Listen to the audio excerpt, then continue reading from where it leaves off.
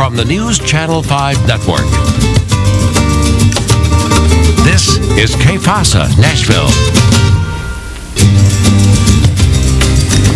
Bienvenidos and welcome to Pasa, Nashville. My name is Cristina Allen and thank you for joining us. Today my guest is Marc A. He's the chairman of the board of the U.S. Hispanic Chamber of Commerce.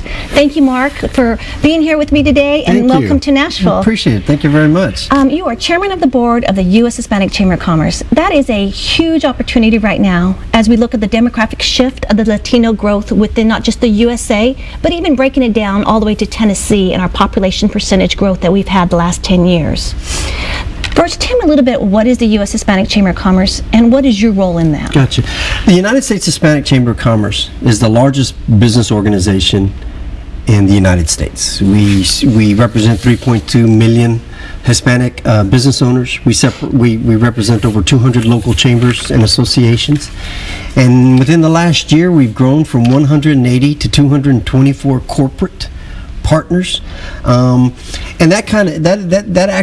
those statistics right there is actually our programming and our responsibility as the largest business organization in the country. We prioritize programming for the Latina entrepreneur. We celebrate the Latina executive in corporate America. Those are people that are on the front line with the business owner also, and we definitely celebrate and educate the corporate CEO that is realizing the major demographic shift in America right now.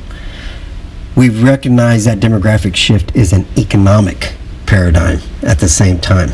And that's what the United States Hispanic Chamber of Commerce represents. And we're office there on K Street. We have a legislative conference that's important. Advocacy is very important for the Hispanic business owner.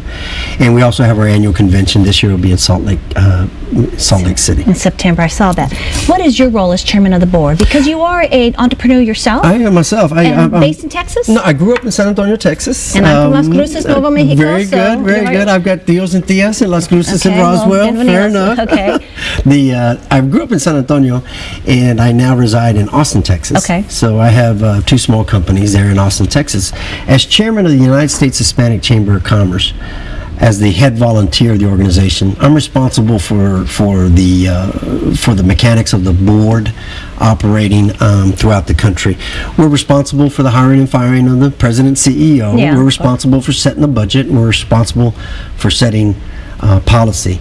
And as you know, with Latinos, that's a challenge right there. Just keeping that together. It's a labor of love. It's a major responsibility, and I do it because there's a lot of people behind me that paid a lot of sacrifice and have a lot of sweat equity in this economic recovery of America. I view it as a responsibility, and that's why I spend my time doing it. It's not as hard as raising 4 daughters, but it's pretty close. Well, I have 3 daughters, and I understand. But you come from Texas, where the Southwest, the minority, and New Mexico, the minority is the majority. We have a lot of Latinos that are assimilated, run for office, are teachers, principals. In the Southeast, Nashville is really new to the Latino community. In the 2000 census, it showed up, but in the 2010 census, it is now 10% of Davidson County, which is Nashville's county, of the population, and is projected in 25 years to be 34%. Okay, it scares some people. I think what you're realizing is some of the small, medium, and large cities of the Southeast are going through what Californian cities and cities in Texas, New Mexico, and Arizona went through 20, 30 years ago. Exactly. However, their experience right now with the Hispanic entrepreneur is a much moving faster needle. The population is a much moving faster needle. So the Southeast cities have to grow up real fast with this new Latino demographic that's operating. And we have seen resistance from some, embracement from others. Recently, we just celebrated our 5th year anniversary of the English Only Initiative, which was a council representative saying only English in Nashville, and business should do English. And what was beautiful, which really resonated with the business community, the chamber, Nashville Chamber of Commerce, the nonprofit, the universities, the religion community, they all said, no, we are an inclusive city. And it was beautiful because we have the civil rights history here to say no. Now, English only Hispanic just didn't mean Spanish. We have Bridgestone and Nissan, Japanese-based companies here, but people always thought of it as Spanish, and that was the negative rhetoric with the growth. So we are kind of behind, and now we're going way ahead. And the census, the Latino vote, and the economic engine is really allowing us to move forward.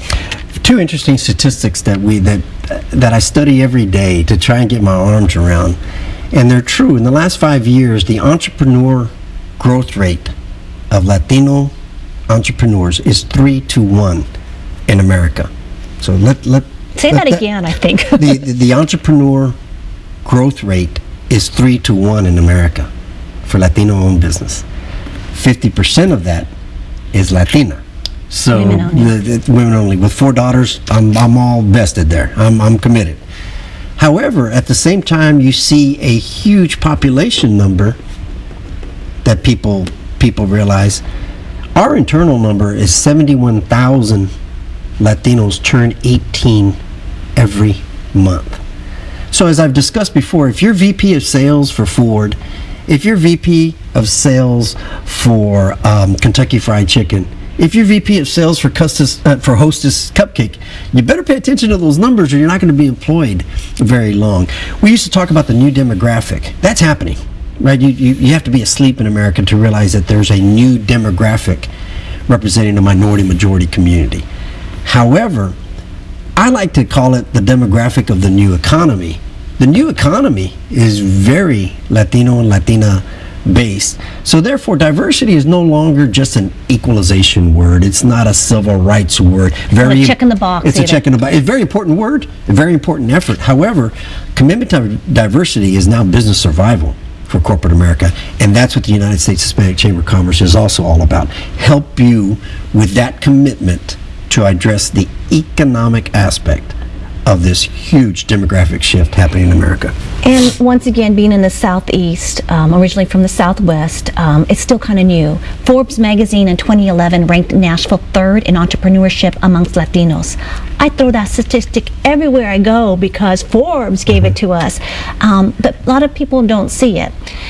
But recently, we look at diversity in the numbers of entrepreneurs business-wise. What about the verticals we're seeing of corporation board members? Where are these Latinos in our community leadership positions? We analyze that a lot. The role of the Latino executive, the C-level executive in a Fortune 500 company, is very challenging. One day you just came home from a family reunion and you saw your cousins and your primos at the event, but the next day you have a corporate hat on and you have a corporate suit on. We celebrate that challenge and we help that executive. We also help the executive that gets the demographic of the new economy. More importantly, the CEO commitment to diversity, that it has to happen in America, just like comprehensive immigration reform, so we can move on to creation of jobs, creation of wealth, creation of all prospering together. We don't have to all barbecue on the weekend together, although I'm pretty supportive of that. Carne asada. What we have to do is be smart about what is going on in America, and all of us have to succeed together. All of us have to go see our banker, and all of us have to go vote. We're all part of this economic engine, and it's going to move with or without us. And I think what's the most gratifying is the Latino community and your organization can quantify and qualify the Latino vote, the Latino contribution, which allows myself, a business owner, a Latina business owner, to utilize those numbers for my growth to show cross-cultural opportunities, a global mindset. Very much so. Not just Latinos, but our global area. Very much so. First and foremost, we're American. When I paid my quarterly taxes, that check to Uncle Sam, that's all American money going in, and that's an entrepreneurial experience, and we're part of this economic recovery going on in America right now. Recently, when I looked at the U.S. Hispanic Chamber of Commerce website, there were 3 corporate sponsors, partners that you indicated, that are based here in Nashville, Middle Tennessee. We have Cracker Barrel, HCA, Hospital Corporation of America, and Nissan. 3 major players with the U.S. Hispanic Chamber of Commerce based here in Nashville. Why are they part of your community? What are they understanding the benefits of being a corporate partner to the U.S. Hispanic Chamber, which trickles down to other Hispanic organizations? I hope that their opinion is there's a major value add to their business model for being part of the United States Hispanic Chamber of Commerce. There's a major value add in their increase of commitment to the United States Hispanic Chamber of Commerce. However, at a speech earlier today, I also talked about how you take care of your local Hispanic Chamber of Commerce. That's important to us also. So goes the local Hispanic Chamber organization, goes the national organization. We believe that corporate sponsorship is important, and we have to provide that value add to that corporation. That's a Chamber of Commerce, challenge, just like any other organization. Do you get requests? Well, in these large corporations, they do have a HR department, human resource department, that look for diversity. They do understand that by having a diverse workforce is reflective of a diverse growth in their products. We still face a lot of companies that don't get it. Yes. What do you tell those companies? I tell them that there's this economic engine that's going on with or without you.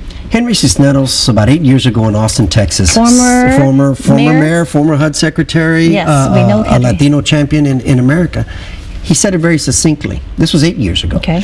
If you are just now thinking about the new demographic in corporate America, it's not a matter of if you will perish, it's when you will perish. So we try and really celebrate the fact that this economic engine, it's growing, and we're here to help corporate America and those companies. Again, that value add is important. We also talk specifically to the employee resource groups of major corporations. We offer assistance to those groups. And what we're finding out is the more that we partner and collaborate with sister and brother organizations, African American, Asian American employee resource groups, the better we all do. So the employee resource groups are very important in those corporations, and I salute their efforts. We're going to take a quick break. We're going to continue our conversation with Marc Rodriguez, who is chairman of the board for the U.S. Hispanic Chamber of Commerce. We'll be right back with Que Pasa Nashville.